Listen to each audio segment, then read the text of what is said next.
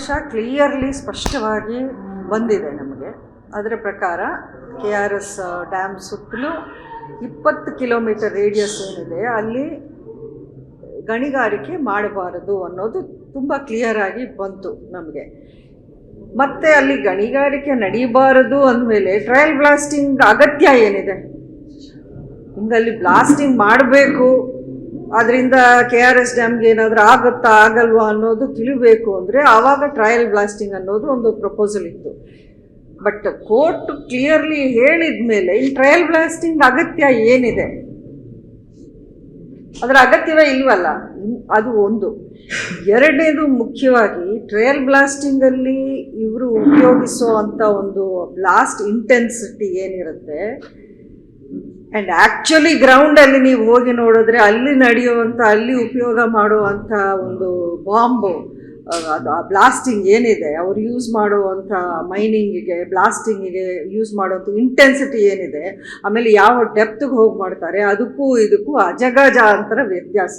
So ಈ trial blast ನಡೆದು ಅವ್ರು ಏನಿಲ್ಲ ಏನಾಗಲ್ಲ ಅಂತ ಹೇಳ್ಬೋದು. ಬಟ್ ಇವ್ರು ಆ್ಯಕ್ಚುಲಿ ಮಾಡ್ತಿರೋ ಬ್ಲಾಸ್ಟಿಂಗಲ್ಲಿ ಏನಿದೆ ಅದರಿಂದ ತುಂಬಾ ಅಪಾಯ ಆಗುವಂಥ ಸಾಧ್ಯತೆ ಇದೆ. ಇದನ್ನೇ ನಾನು 4 ವರ್ಷದಿಂದಲೂ ಒಂದು ಹೋರಾಟ ಮಾಡ್ಕೊಂಡು ಬಂದಿರೋದೇ ಇದೇ ಕಾರಣಕ್ಕೆ.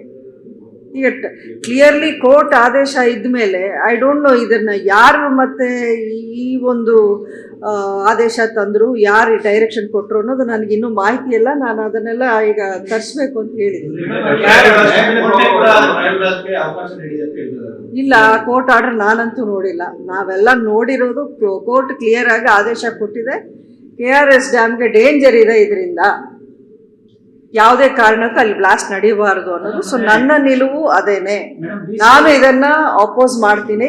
ಟ್ರಯಲ್ ಬ್ಲಾಸ್ಟ್ಗೆ ಯಾವುದೇ ಥರದ್ದು ಅಲ್ಲಿ ಅವಕಾಶ ಕೊಡಬಾರದು. ಯಾಕೆಂದರೆ ಆ ಟ್ರಯಲ್ ಬ್ಲಾಸ್ಟಲ್ಲಿ ನಮಗೆ ಬರೋ ರಿಪೋರ್ಟ್ ಏನು ಅನ್ನೋದು ನಾವು ಊಹೆ ಮಾಡ್ಬೋದು. ಅದಕ್ಕೂ ಅಲ್ಲಿ ಆ್ಯಕ್ಚುಲಿ ಮಾಡ್ತಿರೋ ಒಂದು ಅಕ್ರಮ ಗಣಿಗಾರಿಕೆ ಅಂತಲೇ ನಾನು ಕರಿತೀನಿ. ಅದು ಅಕ್ರಮ, ಯಾಕಂದರೆ ಅದು ಅಲೌಡ್ ಪರ್ಮಿಷನ್ ಇಲ್ಲದೇ ಇರೋ ಒಂದು ಮಟ್ಟಕ್ಕೆ ಅವರಲ್ಲಿ ಬ್ಲಾಸ್ಟಿಂಗ್ ಮಾಡಿದ್ದನ್ನು ನಾವು ನೋಡಿದ್ವಿ ಕಣ್ಣಾರೆ. ಸೊ ಯಾವುದೇ ಕಾರಣಕ್ಕೂ ಅದನ್ನ ಅವರು ಮತ್ತೆ ಮಾಡೋಂಗಿಲ್ಲ.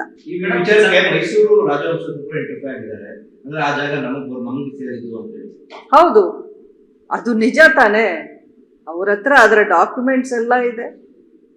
ಅದನ್ನು ಅವ್ರ ಕೋರ್ಟಲ್ಲಿ ನಡೀತಾ ಇದೆ. ಒಂದು ಕಡೆ ಅದೂ ಒಂದು ಕೋರ್ಟಲ್ಲಿ ನಡೀತಾ ಇರಬೇಕಾದ್ರೆ ಅದಕ್ಕೆ ಯಾವುದೇ ಒಂದು ಕನ್ಕ್ಲೂಷನ್ ಇನ್ನೂ ಬಂದಿಲ್ಲ. ಮತ್ತು ಇವರು ಏಕಾಏಕಿ ಯಾರು ನಿರ್ಧಾರ ತಗೊಂಡ್ರು ಅಂತ ಗೊತ್ತಿಲ್ಲ.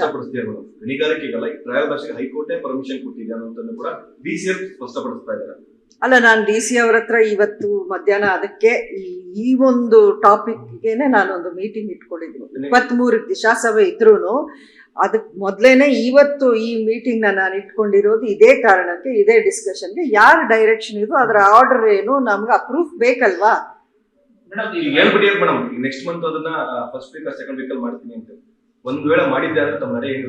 ಖಂಡಿತ ಅದನ್ನು ವಿರೋಧಿಸ್ತೀನಿ